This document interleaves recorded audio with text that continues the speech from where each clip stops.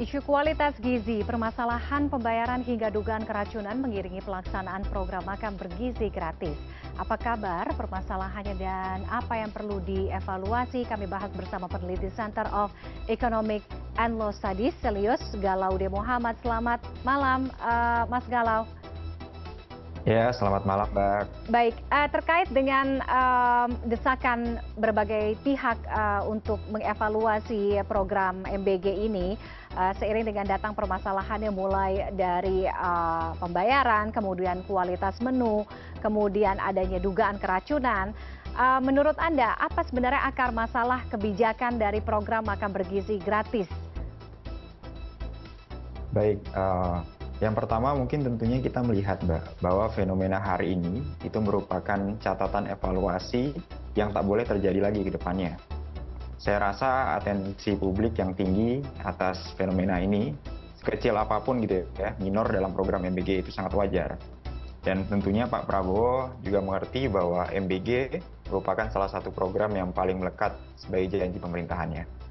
Nah, fenomena yang ada di Cianjur ini itu menjadi satu presiden yang fatal ya.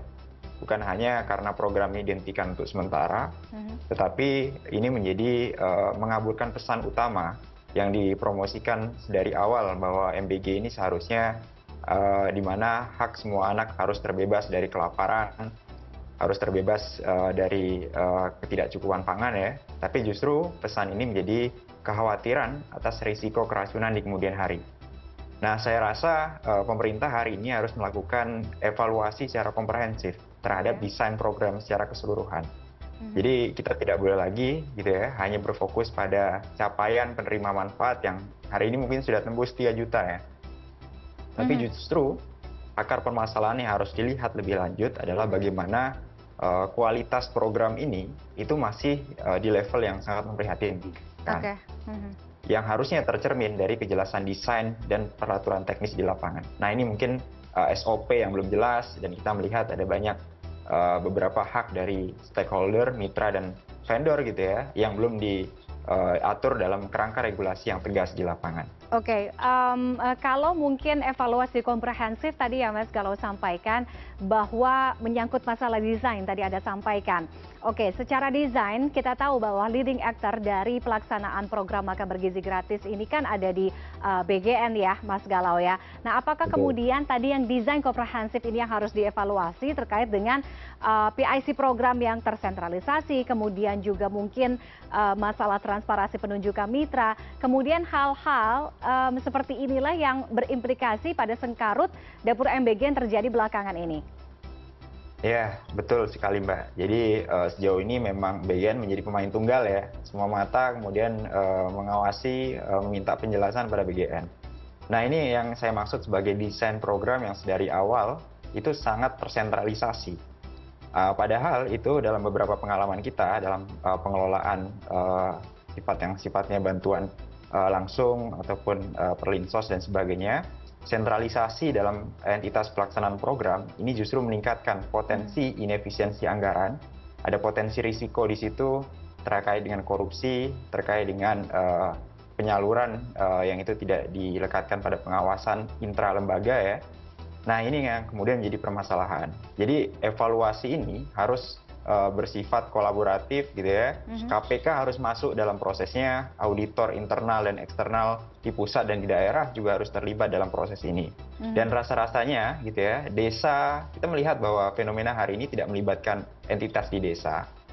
Bagaimana sifatnya sangat top down.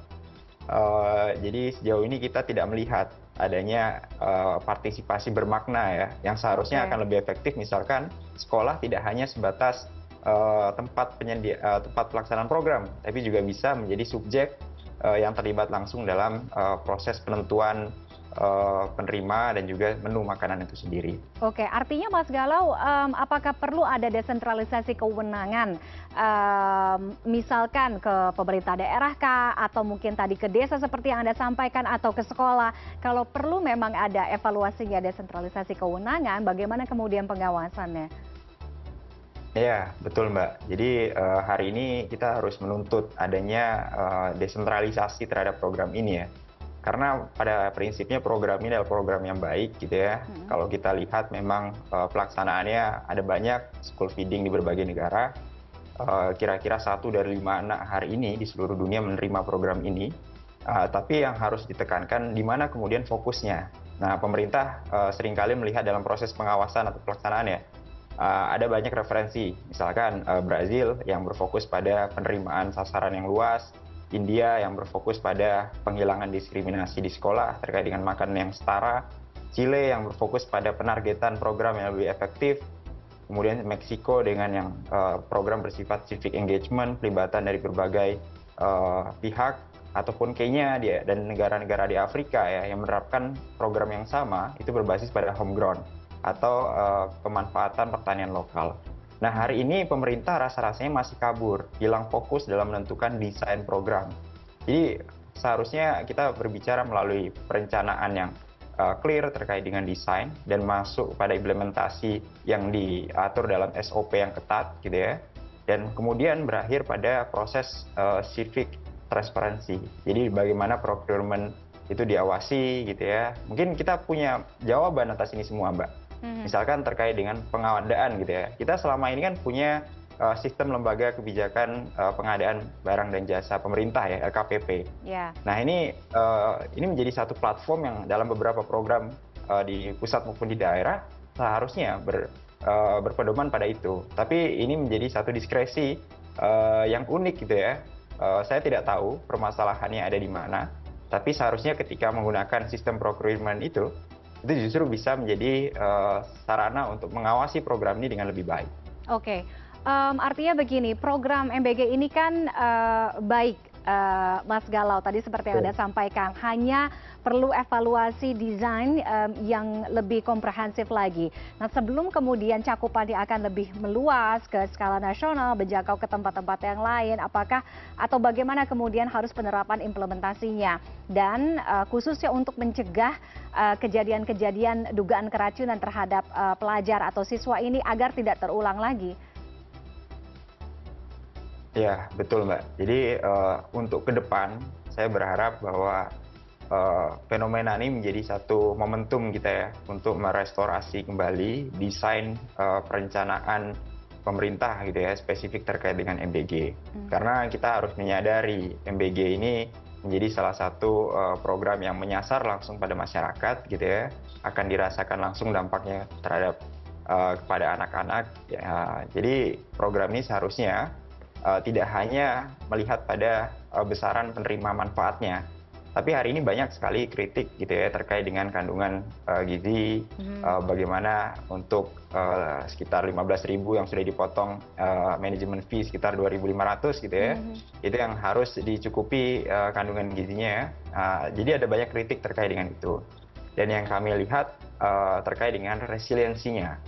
Nah, melihat potret di beberapa daerah gitu ya, beberapa vendor, beberapa dapur umum yang hari ini belum menetes uangnya gitu ya, beberapa masih mendapat 0 rupiah. Nah, ini menjadi satu permasalahan secara sistem.